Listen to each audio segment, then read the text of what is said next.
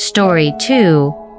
The Zen Master's Last Lesson. An old Zen master was about to die. At his last moment, his disciples were sitting around him, waiting for him to impart to them his profound knowledge about life and the universe. The Zen master just kept quiet and closed his eyes. Suddenly, he asked his disciples, "Do you know any way to get rid of weeds?"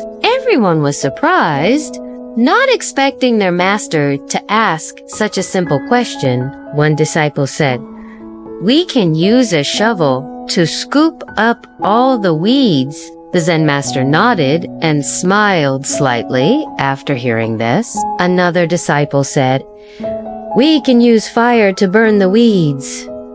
The Zen master still smiled. The third disciple insisted, "Master, we can sprinkle lime on the weeds, and they will be gone." The fourth disciple continued, "Their method is not correct. I think we have to cut off the roots, dig up all the roots, then the weeds will disappear completely. And each of you will eliminate the weeds in your own way. We will check the garden again at this time next year." After the disciples finished speaking, the Zen master said,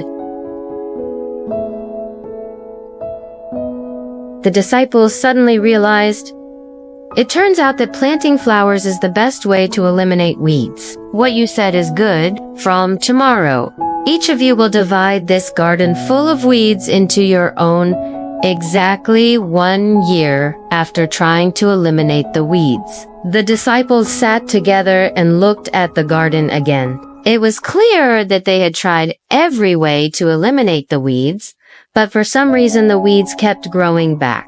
They were curious about how their master had done it, so they visited the garden of the late Zen master. Strangely, the garden that was originally overgrown with weeds was no longer there, replaced by colorful flowers, and evil actions will not have a chance to manifest, and then we will have a clear, peaceful, kind mind and live a happy life. They sat down on the ground under the shade of trees.